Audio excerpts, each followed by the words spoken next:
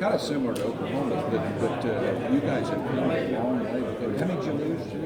4, yeah. Well, at the end of the 5, we lost all 5 of us. Yeah, talk about that process. Yeah. Tell her, It's been an awesome journey. I think that doing it all the time. But thank you. so young. It never the gets, potential it of never this gets offensive old. line, just the brotherhood that we've developed. She's not. So. Team has really been second to none. I've been a part of a lot of offensive lines, and just the overall love and appreciation that this one exemplifies has just been, pretty cool to be a part of. So I think that along with Coach Caldwell, just the confidence that he's been boosting in with us every week and week out. So I think that that's been the keys to our success, really. What did you play quite a bit in the bowl game? Yeah, 62 snaps. Really? So what is this Oklahoma defense or the defensive front? How do they look different than what you saw before that? They don't. They're really the exact same team. I think they bring a little bit more pressure, which is probably one of the biggest differences from last year. Other than losing Jordan Phillips, this is the same exact defense. So I think that they're going to be prepared, and ready for the challenge that they have. Well, they weren't very ready the last time. I don't know if that's whether very comforting to Oklahoma fans. I don't know if that was them overlooking us to an extent, or just not being ready for the tempo and dynamic in which we play with. But they'll be ready this time. There's nowhere to talk about them not being ready for this game. It's amazing how often they put the ball in Deshaun's hands on third down. I mean, he's the central part of your offense all the time, but it's amazing on third down what they ask him to do. He can do it. He puts the ball in his hands. He wants the ball in his hands. When we get on the sidelines, he's just talking to him. Just let me have it. Just let me go get it. So I think that just comes with preparation. He's just a very confident athlete. He can see the field and give and take what defenses give him. And it's been cool to watch him grow with his feet. He doesn't really use them as where he's in dangerous situations where he can run out, scramble, and throw the ball as well. So I think that's been a whole new dynamic to this offense. Did you ever think that, let's go back 3 years ago, or maybe when you were making that transition from tight end, that you would be sitting here almost as the face of this offense, Mr. Interview, Mr. Quotable? No, I didn't. Obviously, my father has given me the gift of gab. Being with him my whole life, he's a talkable guy, and I knew I could talk, but you guys have given me a new platform, and love you for it. Thank you. Did you ever feel like you would maybe not play at Clemson? Like, I'm never going to get my shot, my opportunity? That goes through your head when you go through a process with going from offensive line to tight end, or from tight end to offensive line, and where you're trying to learn a new offense and coming in there at a Division I level. You go from finessing to going against guys like Grady Jarrett, Christian Wilkins, and just these big athletes. So maybe that crossed your mind a couple of times, but I knew with Coach Caldwell's guidance and coaching that we'd be in this position. See some of these guys get off the plane yesterday, some of the younger players, and they're a little bit wide-eyed. You're smiling ear to ear. Being older, does that allow you to soak it all up, enjoy it? I think so. It just comes with being here so many times. This is our third time in 5 years. We're home. We're here again. Our fans travel extremely well to Clemson. Like you said, just seeing those group of people here to support us as soon as we get off a plane, it's just incredible. Much love to all of them.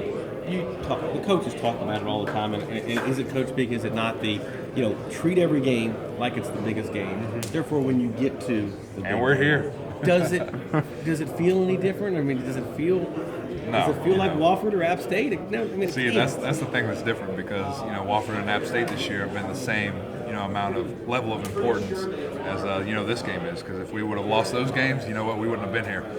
So I think that this team has fully bought into that, fully understands the severity of every time we step on the field. We got to approach it like a championship game. And like you said, once you get into those situations where they actually are championship games, I don't think that they're as stressful or as high pressure as they are for most teams. What about the balance of this offense? I mean, run block, pass block.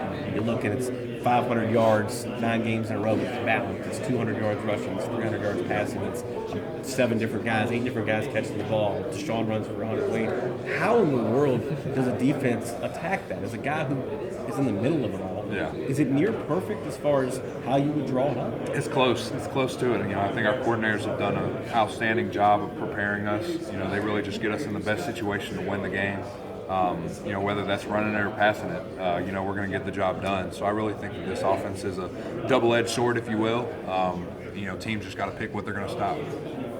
Do you feel when Deshaun drops back that there's extra importance to make sure that they don't hit him, knowing how important he is to this offense? And if there's a guy that's irreplaceable in this college football playoff, it's probably that guy. I think that that's in the back of our minds, but at the front of our minds, we understand that we don't have to block perfect, and that he can get away when people are trying to get after him. I think that that's been something that has really helped us from offensive line standpoint, is that he's not just going to sit back there and pack the snowball. He'll get out of there and make plays with his feet, and that has been a whole new dynamic for this offense, to where he's really been able to help us do other things. Oklahoma.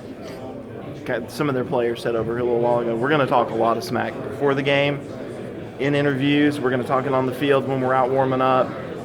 Do you expect that? I think so. And, just a little words for them is Miami tried that same thing and it didn't work out too well for them. So, at the end of the day, they need to focus on playing football, because that's what's going to win or lose the game. Talking only gets you so far. Charles Tapper, 91. Did he talk a lot last year? No, none of them really. They didn't have room to really talk last year. They weren't in a situation to where that would be beneficial for them. But I love talking smack to them. I love just that aspect of the game. So if that's the approach they're going to take, we're excited for that. Let's have a little bit of fun with it. Favorite smack talking game this year? Miami. That was fun, because they just took the approach that they were going to try and out-psych us the entire time, and it just didn't work out well for them at all. So it was a fun game, and they never stopped. From the end of the kickoff to the clock's hit 0. They were talking, so it was a fun game. Wasn't it like 56-0? God bless them. Stay true to the game plan. Is there another team that likes to go into that whole trash talking mode? I mean, you would think Florida State might, but is there Florida another? State was a little bit chippy. Louisville, obviously, they got after it. That was my preseason ACC. I nominated them for most trash talking team. But Miami definitely won it. But Louisville was right up there close. Is there one player that stands out to you? Not that I can remember. So no one that 13 for Louisville. Old James, me and him met at the ACC Media Day, and we had a good time. So me and him went back and forth a couple of times. It was all friendly though. Favorite thing you've heard out on the football field, and was it from you, from Jay Guillermo, from an opponent? What's the best thing you've heard? My favorite thing probably was the Miami game as well. And Jay pancaked this kid.